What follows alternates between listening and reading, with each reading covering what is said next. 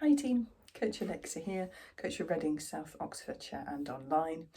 I wanted to give a quick recap today about tissue healing times. This is mostly for, us runners, perhaps with injuries, through, overtraining, or through, having a bit of a crash and a fall somewhere. So just give us a bit of an idea that different tissue types heal on different and recover, in fact, on different time scales. So the quickest of the bunch is the muscles.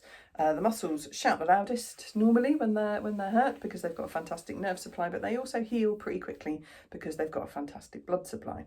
So they get all of the nutrients they need to heal up really quickly. It's also in our body's interests to heal our muscles because they help us move. We don't want to be immobile for too long, going back a few hundred years where that would have meant not being able to work or get food or whatever it might be.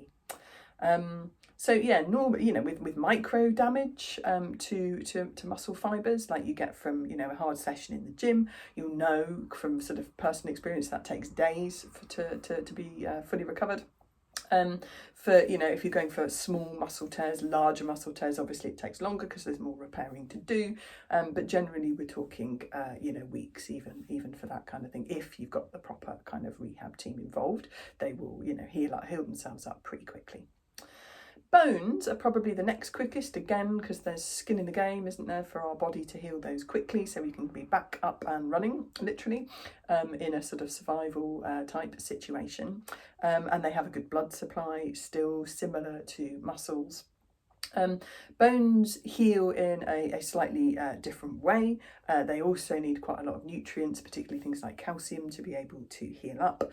And the tissue times do vary depending on the type of bone you've broken, where it is in the body, whether it's one of the big load-bearing bones like your tibia or your femur, your shin bone or your thigh bone, and also how old you are, as is the case with all of these things, but particularly with bones, and particularly if you're female.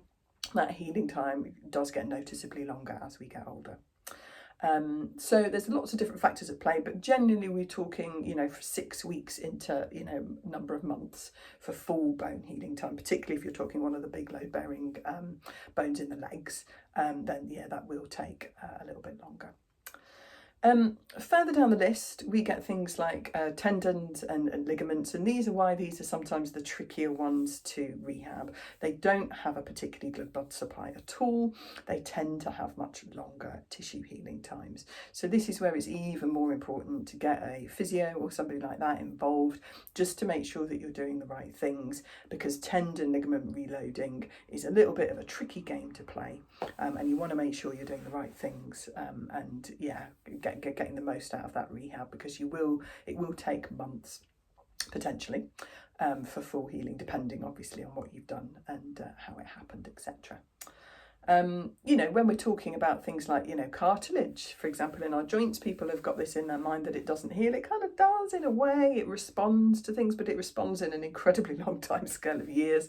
So we don't tend to really notice it, kind of fixing itself in the same way as the other tissue types do.